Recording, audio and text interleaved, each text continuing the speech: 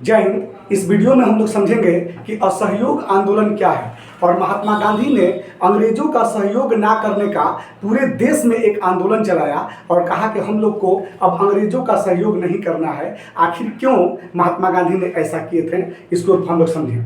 देखिए, हुआ क्या था कि 1914 से 18 का जो प्रथम विश्व युद्ध हुआ था, 1914 से 18 में, उसमें अंग्रेजों ने हम पूरे भारतीयों से ये बात कहे था, ये वादा किए था कि आप मुझे प्रथम विश्व युद्ध में साथ दीजिए और युद्ध के निर्णय होने के बाद में, युद्ध के जीतने के बाद में हम आपको भारत सौंप देंगे।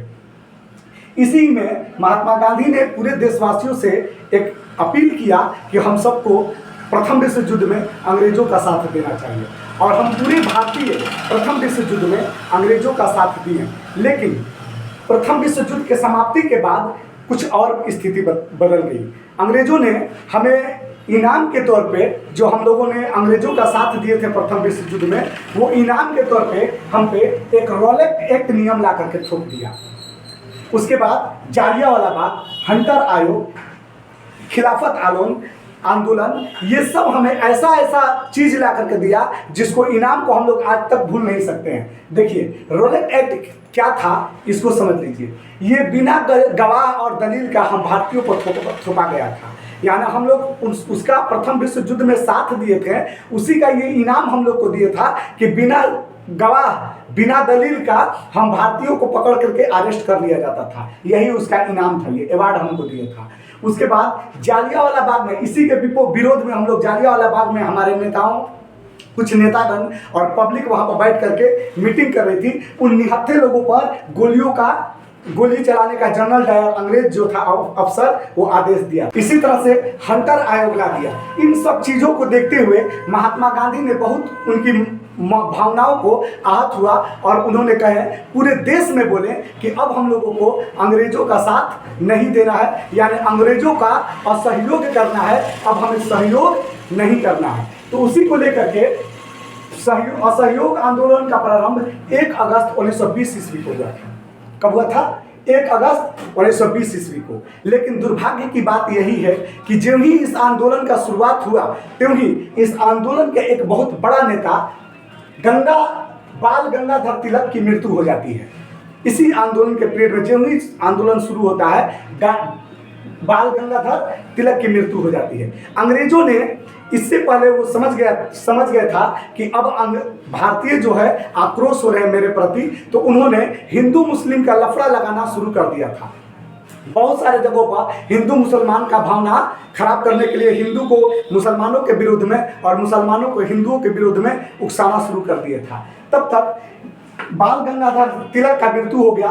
महात्मा गांधी ने बाल गंगाधर तिलक का अर्थी को कंधा देने के लिए देश का 2 बहुत बड़े आलिम और पक्का मुस्लिम नेता शौकत अली और मोहम्मद अली को खड़ा किए, कहे कि आप लोगों को इनका कंधा देना है। क्यों देना है? क्योंकि बाल गंगाधर तिलक जो थे वो कट्टर हिंदू नेता थे। कौन थे? पक्का कट्टर हिंदू नेता बाल गंगाधर तिलक थे और उनका जनाजे को, यानी पार्थिव शरीर को अर्थित देने के लिए मुस्लिम 2 नेता, और ये दोनों मौलाना थे, इन दोनों शौकत अली को और मोहम्मद अली को आगे रखे, कहें कि आप लोगों को उनका कंधा देना है ताकि ये पूरे भारत में मैसेज जाए कि पूरे देश में हिंदू मुस्लिम एक है, इनमें कुछ विवाद नहीं है। तो महात्मा गांधी ने बहुत दिमाग से काम किया। शौकत अली को और मोहम्मद अली को साथ में लिए, प्लस में अपने भी हो गए। ये तीनों और बहुत सारे देश के नेताओं ने मिल करके और बाल गंगाधर तिलक के पार्थिव शरीर को कंधा दे करके उनके अंतिम तक लेके गए। तो इस तरह से यह एक देश में मैसेज दिया। उसके बाद महात्मा गांधी ने आंदोलन को रोका नहीं, चढ़ाते रहा। ये आंदोलन पूरे देश में चल रहा था, ये आंदोलन रुका नहीं। तब तक एक यूपी में गोरखपुर पड़ता है, गोरखपुर के पास ही में एक छोटा सा बस्ती है चौरी चौरा नामक गांव में 4 फरवरी 1922 को ये आंदोलन पूरी तरह से पहुंच गया था। और ये आंदोलन इतना उग्र हो गया कि अंग्रेजों के खिलाफ कुछ उकसावा वाली बात होने लगा। अंग्रेजों ने अपना बल प्रयोग करते हुए रोका आंदोलन कर्मियों को, लेकिन आंदोलन कर्मी माने नहीं। ये आंदोलन रुका नहीं, आंदोलन चलता गया।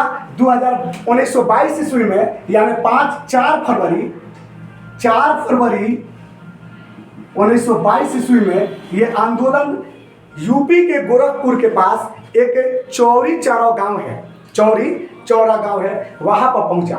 वहां पर जब पहुंचा तो एक थाना पड़ता है, चौरी चौरा एक थाना है। वहां के थाना वाले लोगों ने, थानादार ने, वहां के पुलिस ने इन आंदोलनकारियों को आंदोलन करने के लिए रोकने लगे।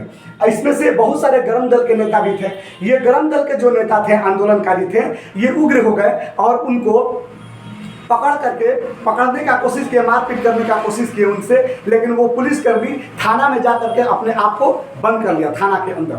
लेकिन ये उग्र आंदोलनकारी जो थे, ये थाना के ऊपर पेट्रोल डाल करके, मिट्टी का तेल डाल करके और माचिस मार दिए, जिसमें 22 पुलिसकर्मी जल गए। ये घटना 5 फरवरी का है। ये 4 फरवरी को वहाँ पर पहुंचा था आंदोलन, लेकिन ये घटना 5 फरवरी का है। 5 फरवरी को आंदोलनकारियों ने पेट्रोल डाल करके और मिट्टी का तेल डाल करके थाना को जला दिया। तो महात्मा गांधी बहुत आहत हुए, क्योंकि वो जानते थे कि आंदोलन को अगर से लंबे समय तक चलाना है तो हमें उग्र होना नहीं पड़ेगा, हमें कानून के दायरा में रह करके आंदोलन करना पड़ेगा। जैसे अभी आप लोग देखे थे 2 साल पहले किसान आंदोलन हो रहा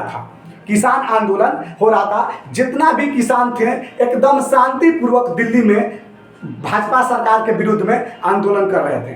उससे पहले CAA NRC के विरुद्ध में शाहीन बाग में, भारत के दिल्ली शहर में शाहीन बाग एक मोहल्ला है, शाहीन बाग में औरतें लंबी समय से आंदोलन करते रह गई, क्योंकि वो आंदोलन बंद नहीं हुआ।